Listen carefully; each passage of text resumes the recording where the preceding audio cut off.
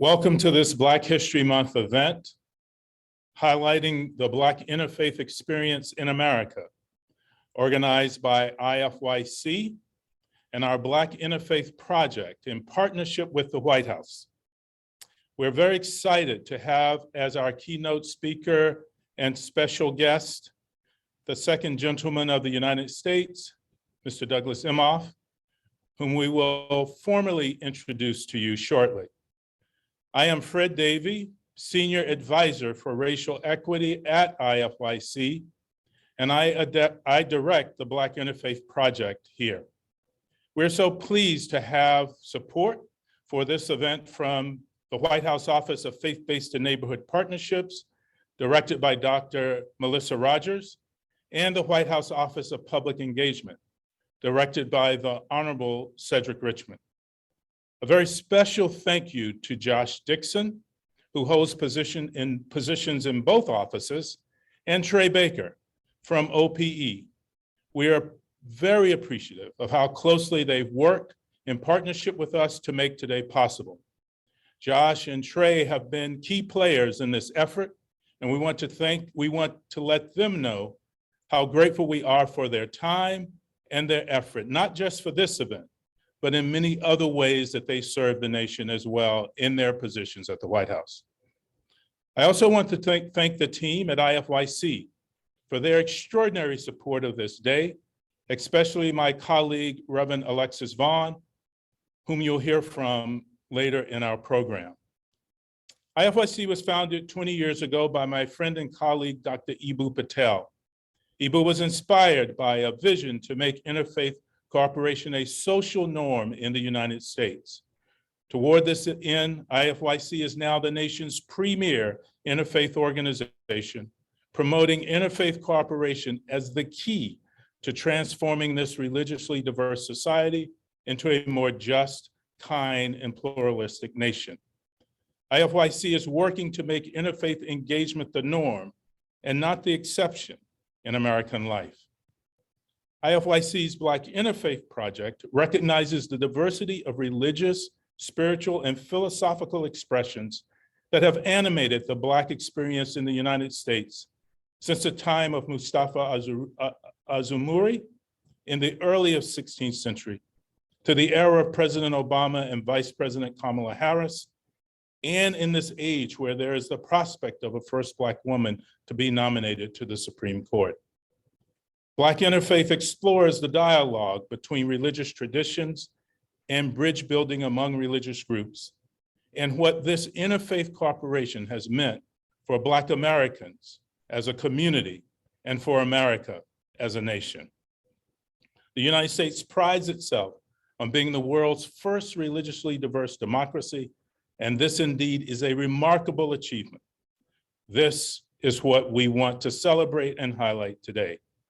We would encourage you to enter into an online conversation about this event using whatever social platforms you use and using the hashtag Black Interfaith. Again, join us in an online conversation on your many social media platforms by using hashtag Black Interfaith.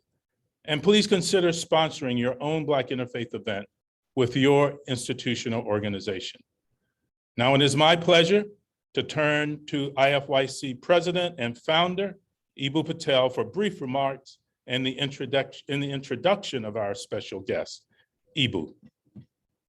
Thank you, Reverend Davie. Thank you for your friendship, your mentorship, your service to the organization and the nation. I want to make sure that people can see me here coming on. My name is Eboo Patel. I am founder and president of IFYC, and I'm an American citizen because of Black Interfaith. My parents, Ismaili Muslims from India, were allowed to come to the United States because of the Immigration Act of 1965. That legislation effectively ended a century of American racism and immigration and opened the doors of America to people from all over the world. It was Black Interfaith that created the context for that welcoming policy, by which I mean that the Black-led civil rights movement of the 1960s included people from all religions working together in interfaith solidarity to achieve the promise of America. They prayed to God in different ways, including not at all, but they all had an abiding faith in what America could be for everyone. In this way, we are all a product of Black interfaith. To celebrate this with us and to build on the promise of Black interfaith, we are proud to have Mr. Doug Emhoff, the second gentleman of the United States, with us. Douglas Emhoff, the husband of Vice President Kamala Harris, is a devoted father, experienced lawyer, and proud husband. Emhoff was a prominent entertainment lawyer for nearly 30 years. As second gentleman, Douglas Emhoff will devote his time to the causes of justice, equality, and human rights. Emhoff was born in Brooklyn, New York, and raised in Matawan, New Jersey by his parents, Mike and Barbara, with his siblings, Jamie and Andy. His family moved to the Los Angeles area during his teen years. Emhoff earned a BA from California State University, Northridge, and a JD from the University of Southern California. Vice President Harris and second gentleman Emhoff were set up on a blind date in 2013 and married a year later in a ceremony officiated by her sister, Maya. Doug Emhoff is the very proud father of Cole and Ella, named after John Coltrane and Ella Fitzgerald, whom he shares with his ex-wife and co-parent, Kirsten Emhoff. Mr. Second Gentleman, we are proud to have you celebrate Black Interfaith with us. Over to you. Hello, everyone, and thank you so much for that introduction. I'm so honored and happy to be with all of you this afternoon, and Fred and Ibu. Thank you so much for bringing this incredible program together today. Thank you so much for all that you do, and all that you do in support of the President and the Vice President, and their strong commitment to religious diversity as an integral part of our American democracy. And the Interfaith Youth Corps has been an important partner to this administration over the past year. From helping to share vital information, truthful information about vaccines, to bringing diverse communities of faith together on so many issues, but especially to discuss our shared interest in protecting our democracy. And thank you so much for that. On behalf of the entire administration, thank you. We're grateful for everything that all of you do. I also want to take a moment to acknowledge Reverend Alexis Vaughn for her incredible leadership on the Interfaith Youth Corps' Black Interfaith Project. I want to thank all of the other speakers today and everyone out there who made the time to join today's call, and for all the work that you're doing in your particular communities. It's just so important. Thank you for that. Now, of course, one of the reasons we're here today is because we're celebrating Black History Month. It's a time when we come together to honor the history and celebrate the invaluable contributions of Black Americans, including the contributions of so many of you on this call, so many incredible advocates and organizers, and also to my wife. That's the reason I'm here as second gentleman. She's the first in so many things, including our first woman, our first Black woman vice president. So congrats to everybody. Black History Month, it's also a time to reflect on centuries of injustice. It's a time to recommit ourselves to building a country that is more just for all, more fair for all. And part of what actually drew me and the vice president together after that blind date that you mentioned, it was our values, and the values that we had that were rooted in faith, and our values that we shared in this commitment to this thing we call justice. Faith and justice are very interrelated.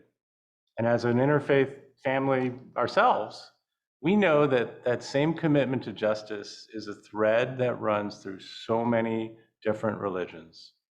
And because of that, diverse communities of faith have become a source of great inspiration for the two of us, and I know to all of you. And when it comes to Black religious communities, we only need to glance at history to see the many significant contributions that Black religious communities have made and are continuing to make to our country. Black faith communities have led on so many important movements, both at home and abroad. And acknowledging the truth of the Reverend Dr. Martin Luther King's statement that injustice anywhere is a threat to justice everywhere. Houses of worship in Black communities have long been known for helping the nation to understand why the right to vote is so sacred, and also for encouraging and working so hard on voter registration and making sure those voters actually get to the polls on or before Election Day so everyone can have a voice in our democracy. It's so important. And over the past year, Black faith communities have been working as trusted voices in their communities and getting the right facts and information out to their neighbors. This has led to millions upon millions of folks getting vaccinated. And this is something that I've seen firsthand as I've traveled all around this country the past year, talking about the need to get vaccinations. I've visited churches that have served as vaccination sites. I've heard directly from faith leaders who have gone door to door, person to person, encouraging people to get vaccinated and spreading the right facts on why these vaccinations are safe and effective. In fact, I heard the Interfaith Youth Corps built teams of local organizers around the country to share this important vaccine information. Your work is not only healing communities, it's saving lives. So thank you again to everyone on this call for the important contributions you've made to improve all of our communities. So let's continue working together to build these bridges between different faith communities and fight for a brighter future for everybody. And with that, I'm going to turn it back to Fred. Thank you all very much. Thank you for having me. I really appreciate this. Thank you, Mr. Second Gentleman. It was really great to have you join us. Real inspiration for the work that we're doing around Black Interfaith. And we really appreciate the contributions that you, the Vice President Harris, and President Biden are making to ensure that we have a strong, diverse, religiously diverse, pluralistic democracy. So thank you for your contributions to our conversation, and we look forward to working with you and other people and staff in the White House to continue this important work. It is now my honor and pleasure to introduce our panel today. Our Black Interfaith Project is guided by both a steering committee and a working group. And our panelists are people who comprise both that steering committee and that working group, who are experts and practitioners in their various faith traditions and who contribute to the religious diversity and the conversations of religious pluralism here in America. So we will begin the conversation by hearing from these panelists in this order. Dr. Yolanda Pierce, who is the Dean of Howard Divinity School and a professor of African American and religion and literature at Howard University. Aliya Bilal, who is the Deputy Director of Inner City Muslim Action Network, will follow Dr. Pierce. We will then hear from Rabbi Sandra Lawson, who is Director of Racial Diversity, Equity, and Inclusion at Reconstructing Judaism. And we will end our panel discussion by hearing from Jemiah Trapp, who is a Chicago police detective and a practitioner of Buddhism. We will start with Dr. Pierce. And Dr. Pierce, in addition to reflecting on any of the comments that have been made heretofore, we'd also like, if you would, to reflect on the notion that it has been said that understanding the social and political context of the US is necessary for rightly understanding anything that we can call, quote, Black religion, unquote. And so can you respond to this, especially as it relates to how Black interreligious encounters during the time of American slavery have shaped public perception of Black religion? Dr. Pierce. Thank you. It is a delight and an honor to be here this afternoon. So for me, the question and the answer is very simple. Black interfaith is our future and our present because Black interfaith is our history and our heritage. There was a rich religious diversity present in the early Black experience. We want to tell the story of the empty vessel, the idea that people of African descent, enslaved persons, came to the shores of this nation and somehow encountered the divine. But that can't be any further from the truth. These men and women came from a wide variety of people groups and languages, but they all came still holding to certain spiritual practices and beliefs that could not, in fact, be stripped from them despite the horror of the voyage to this nation. And so this rich religious environment gave birth to American religion. You have 25 to 30% of enslaved people who were practicing Muslims. You have people who were practicing traditional African religions. You had enslaved people who already were practicing Christians. You had varieties of religious experiences that we can't even name, including those who had none. African-American humanism and atheism and free thought, they're also a part of this early American cauldron. So for me, part of the richness of Black interfaith conversation is because that is our historical beginning. How groups of folks have accessed the divine, how they've created communities, how they've created partnerships, how together, when excluded from spaces, we have worshiped together, even from our own traditions, however vastly they may have been. So that's how we tell the fullness of the Black interfaith story. We start at the beginning and we stop pretending that we came here as a monolith and that we are a monolith today. It's wonderful for me to be a part of the Black church tradition as an African-American Christian, but I am indebted to the rich religiosity of enslaved people who helped to create and found the first synagogues, the first mosques, the first temples. And like I said, and the folks who said, I don't want any part of that at all. We've always been in conversation and partnership with one another, living with one another, marrying each other, having families with one another. We are the story of America's rich religious diversity. Thank you so much, Dr. Pierce.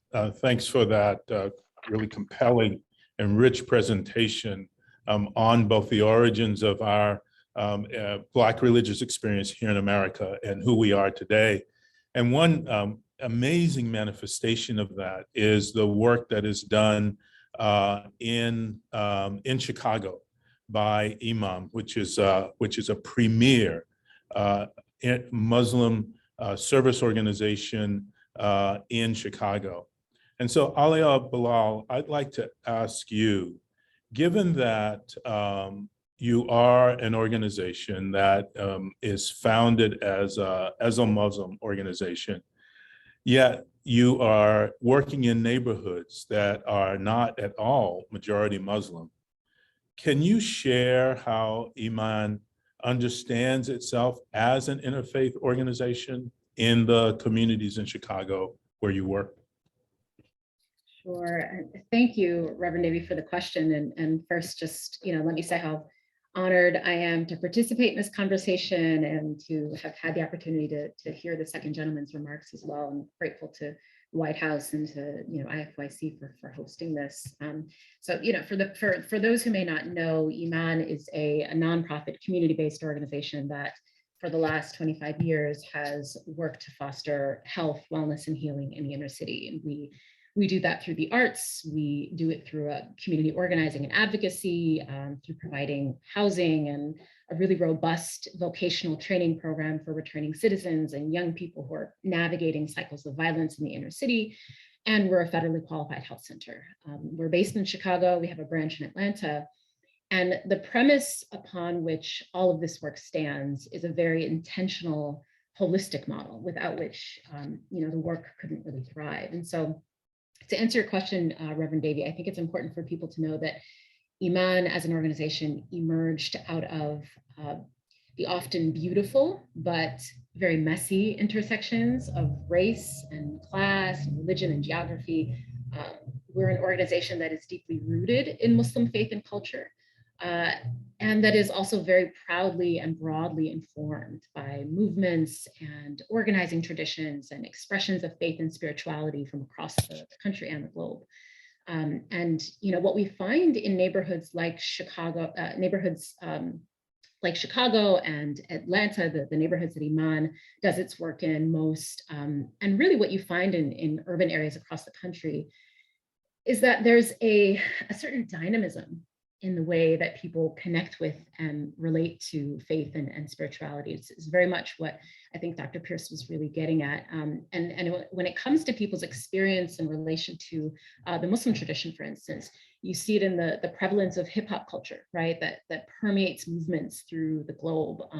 So many of the roots of hip hop being informed by Muslim culture and practice. There are street organizations in Chicago that loosely situate themselves in a Muslim context. It's why a person like me can walk down the street in Chicago and someone can see me and yell across the street, "Assalamu alaikum," the Muslim greeting of peace to me. And there can be a very good chance that that person does not actually identify as Muslim themselves. Iman has grown out of that space, and it's created a space where people from all different backgrounds and faith traditions can come and find a piece of themselves there, while also staying true to the same values and traditions that Muslims from anywhere across the globe would recognize as an authentic expression of their faith. So in that way, Iman has really leveraged faith to both inspire the diverse sets of communities that make up our base, and at times to agitate them, to live up to those the higher ideals that we're all professing that we believe in. And I'll give you two examples of this. In 2 weeks, Iman and our partners in the Inglewood neighborhood in Chicago are going to be opening up the first of its kind neighborhood grocery store in the heart of Inglewood.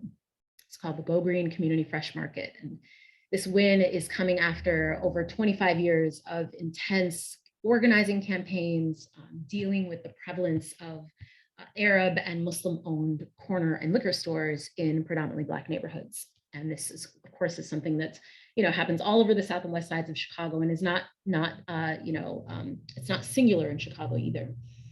In many ways, this campaign has been an intra-faith effort, as we have been agitating these Muslim business owners to do better by their community, demanding that if they're going to publicly call themselves Muslims, then their stores had better be a representation of that faith. It had better treat people, in a dignified way. They had better sell products that actually contribute to people's health and vitality, hire people from the neighborhood, put wealth back into the neighborhood, et cetera.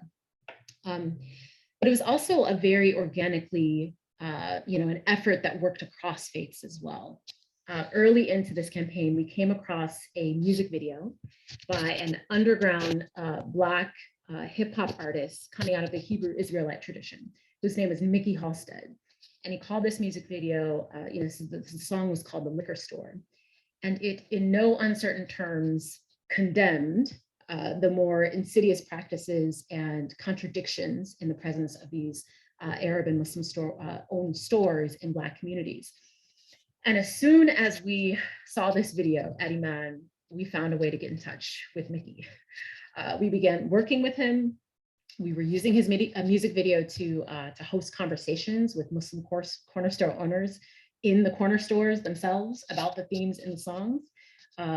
One of the largest conversations that we held, we hosted in a Pentecostal church on the south side of Chicago. So you had this Muslim-rooted organization playing a music video made by Hebrew Israelites, and hosting this really powerful conversation about it with our longtime partners at a Pentecostal church. And it's been those kind of difficult and messy conversations that have led to partnerships that, after all these years have gotten us to the place where we'll be opening up our own model corner store in Inglewood. And, no, there won't be any pork or alcohol sold at the market. It's going to be a really true expression of the values and the history of all of these communities working together through the decades. The second example, as I mentioned, is that, Iman does a lot of holistic work with the arts. And one of the things that we're really most excited about this year is an original touring production that we're putting together called This Love Thing, The Journey. And it's based on an album that was co-produced by Iman's executive director, Ramina Shishibi, and an incredibly talented Iman roster artist named Drea Denur, that explores these really deep themes around brokenness and repair, and the ways that all of us individually and communally are yearning for wholeness and connectedness. We premiered this production back in October at the DuSable Museum of African American History on the South Side of Chicago. And in it, you had the two co-producers, a Palestinian Muslim man and a Black Muslim woman who's raised in the church. You had Black, Indigenous, and Arab artists in the ensemble. And then you had this powerful interlude from Reverend Otis Moss III from Trinity United Church of Christ, who basically closed out this set with a sermon. And, listening to the music and seeing the people on the stage, you wouldn't know if you were in a powwow at Pine Ridge Reservation or a church revival on the South Side of Chicago, or walking through the streets of, the old city in Jerusalem. But by the end of the program, one of the attendees, Miss Geneva Reed Veal, the mother of Sandra Bland, told us that the show had changed her life. And that was all the validation we needed, that all of these disparate, eclectic elements and these people from all different perspectives and spiritual traditions were in exactly the right place.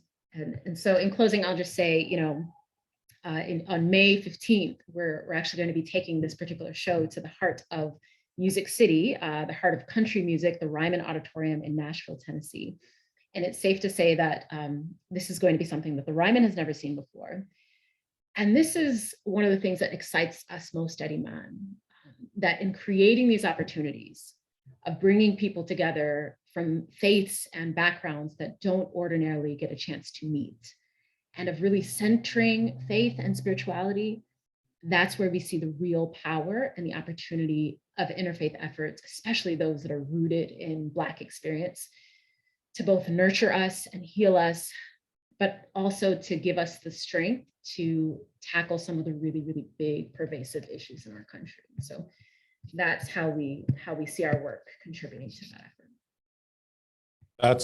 That's wonderful, and such a phenomenal approach to Black Interfaith Corporation in both of those really powerful examples of organizing the community around values that come from these traditions to get the best out of the community, as well as these really rich artistic expressions as well that lead to the building of interfaith community specifically, and larger community engagement more generally. So thank you for both of those, and we'll be looking for that performance in Nashville. So thank you.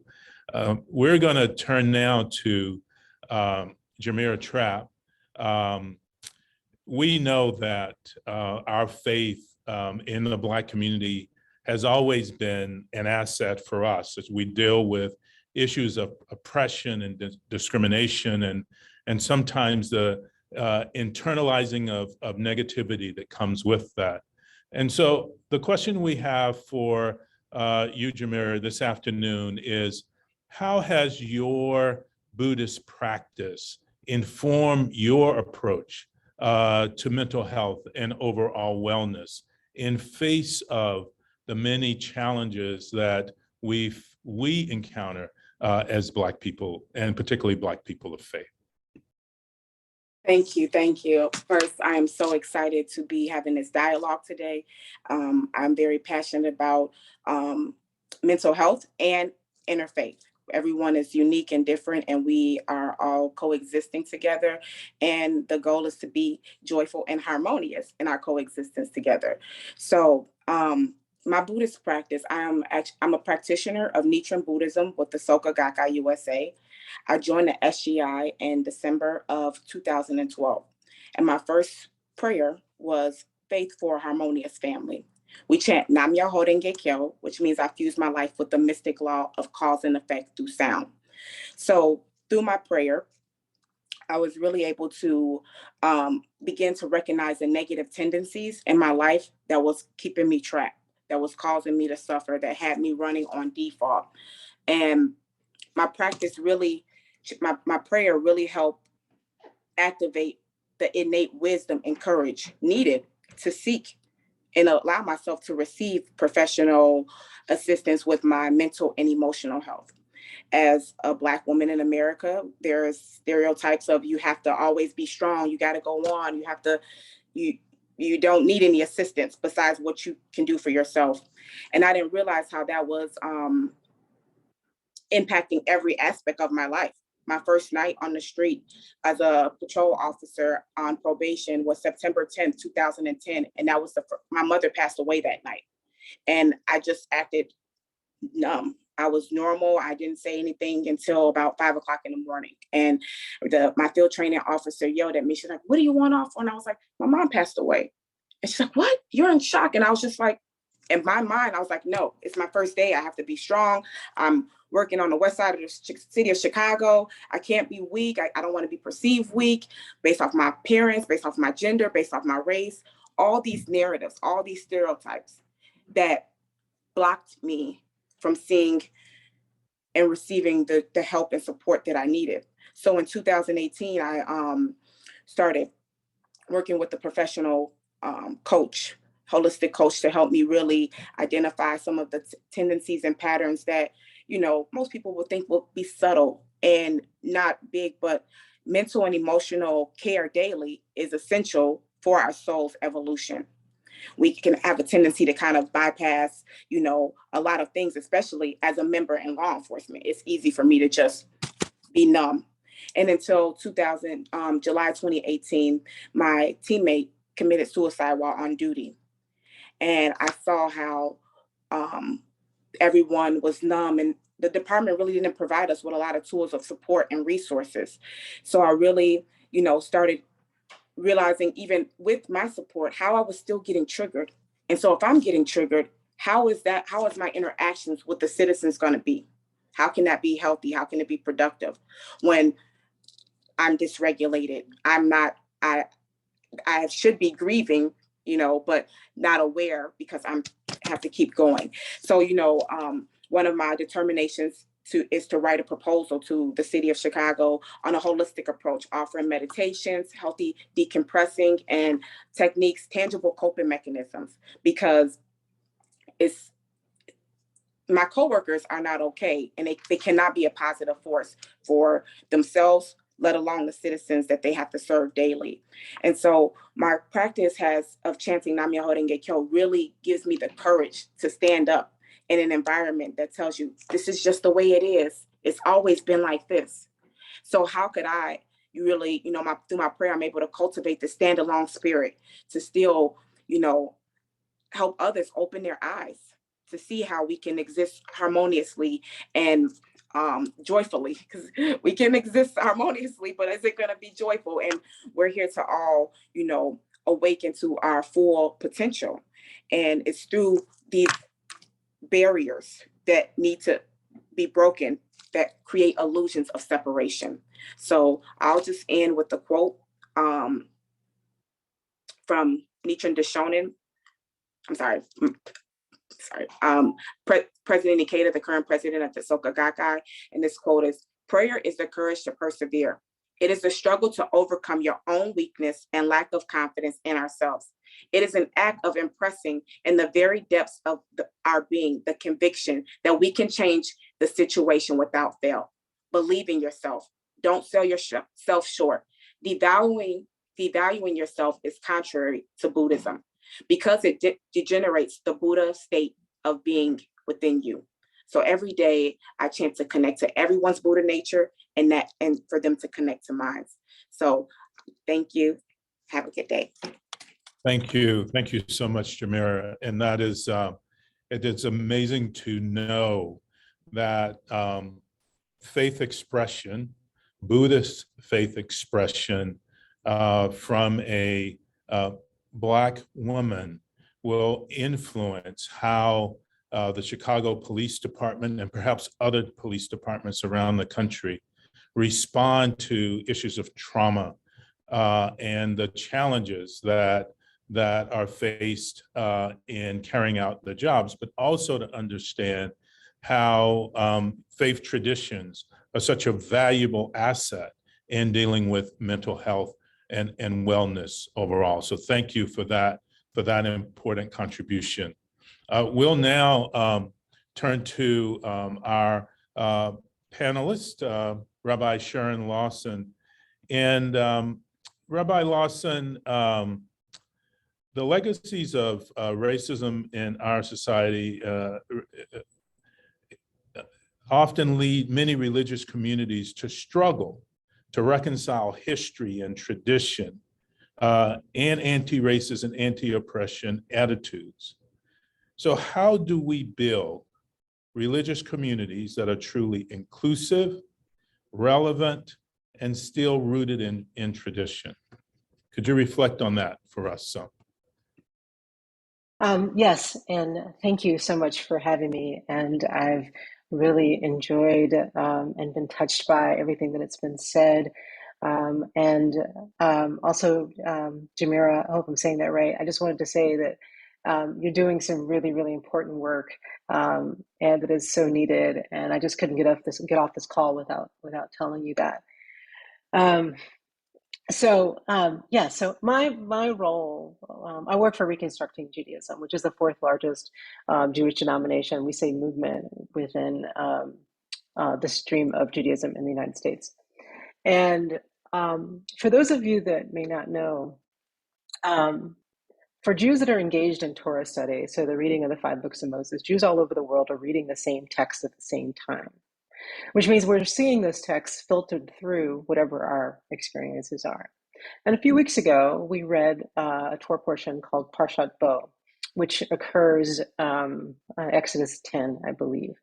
And it's my favorite Torah portion to introduce and talk about anti-racist work. And the cool thing about this particular text is that this is in the Torah, since most of us share similar text, when the Israelites are plague after disgusting plague has pretty much ruined Mitzrayim, which is translated in the Torah as Egypt. I say Mitzrayim, that's a Hebrew word. It's a place of pain. It also translates a place of pain and a place of constriction, which is what the Israelites experienced. And Pharaoh has finally said, okay, you can go. And so the Israelites are fleeing, running, leaving their enslaved environment. And the Torah says, V'gam erava ela atem, which means a mixed multitude of people went up with them. So a mixed multitude of people left Mitzrayim with Moses. So that meant, Israelites, non-Israelites, Egyptians, anyone who wanted to throw their lot in with this group of people left. And then a few Torah portions later, we get to the base of the mountain and we receive the Torah, we receive the 10 Commandments, and we become one people. The reason I'm bringing all this up is that the Torah, our values say that we have always been, our text, our most holiest text says we've always been a mixed multitude of people. And in today's environment, that can translate to multiracial, multi-ethnic, all kinds of diversity, queer, brown, all of that stuff. And the term Erev Rav, I don't know if I said this or not, but it means mixed multitude of people, and that's where I'm getting that from. This week's Torah portion is Vayakel. And this is where we build the Mishkan, we build our sanctuary. And I was reminded this past weekend by a dear friend of mine, rabbinical student, Dr. Koach Baruch Frazier, that says that he said that each of us has a unique role in building the sanctuary. Each of us has our own place in the sanctuary, and the more voices that are involved in building the sanctuary, the better our community actually is. The Jewish people have always been a mixed multitude of people, a diverse group of people. Some of that history has gotten lost the longer Jews have lived in the United States, but globally, Jews are brown. And I'm not trying to say that racism doesn't exist in the Jewish community, because it definitely does. We're part of the fabric, the DNA of, America. And so Jews who benefit from white privilege and have assimilated into American culture also deal with issues of white supremacy and white privilege. And for my white colleagues, my white passing Jews, and I'm saying it clumsily because Jews in the United States who are white have not always benefited from white privilege, have not always been coded as white. And Jews who are white can benefit from white privilege and suffer from anti-Semitism at the same time. Both can be true and both are true. And so in doing this anti-racist work, I work for a movement that just created a strategic plan, and anti-racism is woven into the fabric of our strategic plan. Hiring me, for example, I started this role in March, and my role is to help congregations move through our aspirations of moving towards becoming an anti-racist organization. And in my work with congregations and in my work with our movement, one of our Jewish values is a phrase called Heshbon HaNefesh, which is something that we do at the beginning, right, the month before Rosh Hashanah, the month before our holiest time. And it's an internal accounting of our soul, where we look back at the previous year and we think about when we have messed up, when we have missed the mark, when we have made mistakes, what have we done wrong? And we try very hard to do atonement for that. And I want Jewish communities to also do that. Look in their internal souls and think about the times where they may have benefited from white privilege, or when they may have inadvertently committed a microaggression. And all of this to help our Jewish communities live up to our values and make sure that our sanctuaries, our mishkan, our sanctuaries are holy places and truly inclusive and welcoming of the fabric, the beautiful rainbow fabric that is the Jewish people. So thank you. Thank you. We really appreciate that word on how we reconcile our various identities in religious traditions, and the ways in which those traditions can break open and barriers and move us beyond barriers, so we can create the kind of communities we really want to create here in the U.S. and beyond. I'm gonna give each of you 2 minutes to give us a final word, and I'm gonna do it. I'm gonna do it in reverse. So I'm going to start with Rabbi Lawson, and I'm going to end with Dr. Pierce. So for America, on this day when we've joined forces with the White House to highlight the importance of understanding the richness of the Black religious experience in America, that we come from many different traditions and we always have. Given this occasion, what would be your word this afternoon, in 2 minutes or less, to this great nation? Rabbi Lawson, you're back on. I was smiling because I heard you say word, and I thought, like, you're going to ask a clergy person to say one word. It's word in the street sense of word. So it's February, it's Black History, and what's coming to my mind right now is, as you all know, American history is Black history, and I'm glad that we have a month, but our history should be woven into all of our history. We have come so far as a nation, and sadly, some people want to bring us back. And that breaks my heart. And I see it in the Jewish community as well. And I want us to honor the past, hold the past accountable so that we can continue to move forward. And the United States is better for its diversity. It is better with more voices. It is better when we truly honor our past and try to live up to the values that I believe the founders wanted for this. Even though the founders were flawed, but they wrote documents that were aspirational, and I want us to live up to those values. Thank you. Officer Trapp.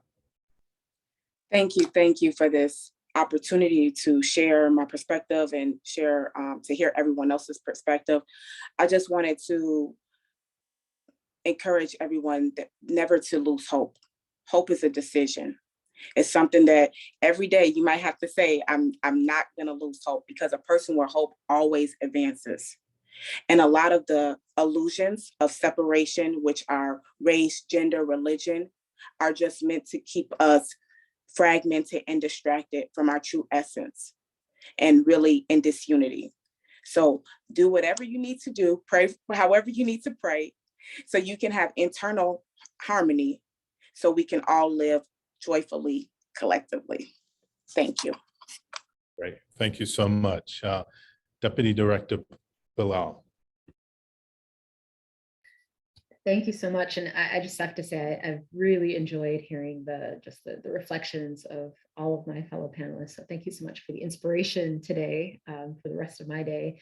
And what I'd say here is just that I think these conversations are just so vital. You know, we have fallen into a place in this country, I think, where we, you know, where it's just not politically correct to talk about faith out loud, to talk about spirituality out loud, even, you know, using terms that, you know, that are aiming to kind of to dull down the point of any of our individual, you know, religious inclinations or spiritual inclinations.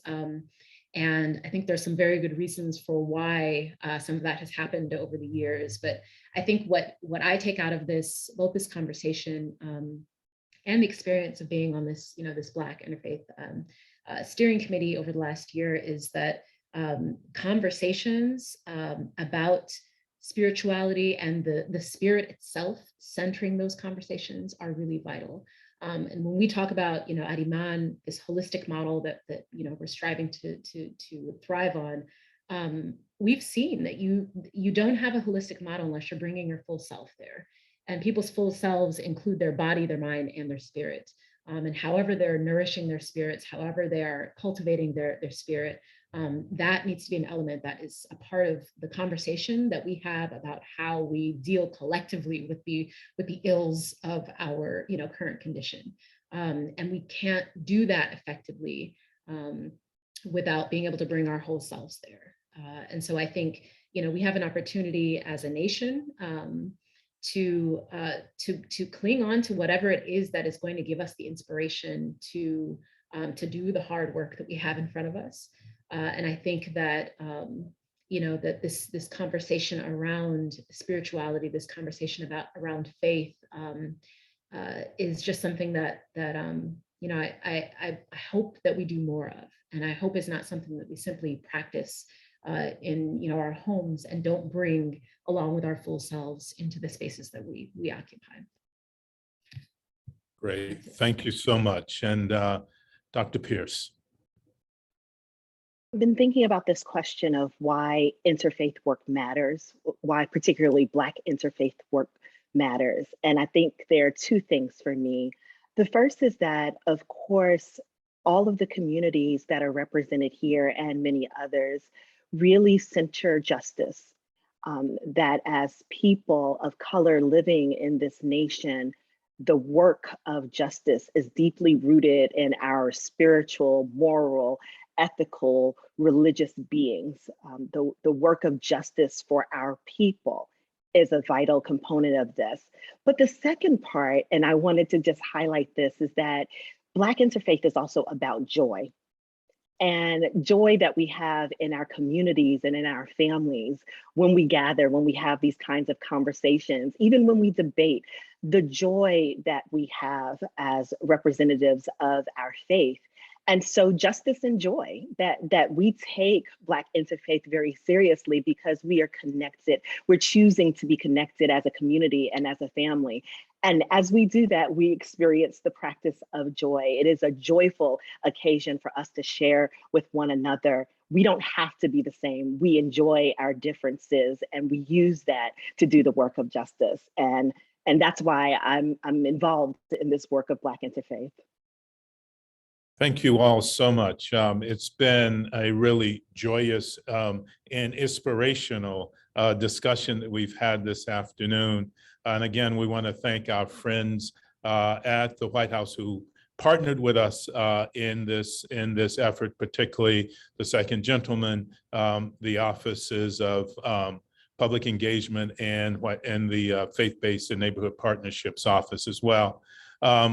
And just let me say, we could have had many other faith traditions represented here by Black people, but we only had so much time. So we'll do this again, hopefully, where we can have even more of the diversity of faith traditions within the Black religious experience represented in a conversation like this. I'm now going to turn it over for a final word to my colleague who manages the Black Interfaith Project at IFYC on a daily basis, the Reverend Alexis Vaughn.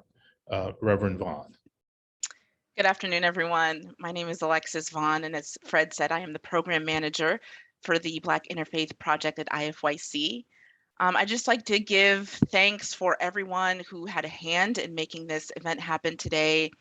I'd like to thank Second Gentleman Doug Emhoff for keynoting us today, for everyone from the White House Office of Faith-Based and Neighborhood Partnerships and the Office of Public Engagement, especially Josh Dixon and Trey Baker for their collaboration in helping to put this event together. And a special thanks to all of our panelists, all of whom are members of our Black Interfaith Project Working Group. Your passion and dedication to this work has been made known here today, and it is greatly appreciated. To all of the guests who have joined us, we thank you for your time today. We hope that what you've heard will inspire you to engage more with the Black Interfaith Project.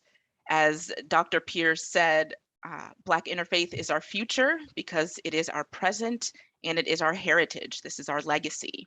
So we hope that you will join us in continuing this conversation online by using the hashtag Black Interfaith, and hopefully by leading some Black Interfaith events of your own. We encourage everyone to keep in touch with us at ifyc.org to learn more about how to organize your own Black Interfaith events. Lastly, as we conclude this Black History Month and lean into Women's History Month, I'd like to invite everyone to our next Black Interfaith webinar. That will be on March 14th at 12 p.m. Central Time. And we will celebrate Women's History Month with a special webinar honoring the legacy of the Reverend Dr. Pauli Murray as an interfaith leader for human rights. This special event will be keynoted by the Very Reverend Dr. Kelly Brown Douglas, Dean of the Episcopal Divinity School at Union Theological Seminary. You can find more information about how to register for that event on our website, ifyc.org, and we certainly hope that you will join us. Until next time, peace to you all, and thank you again for being here.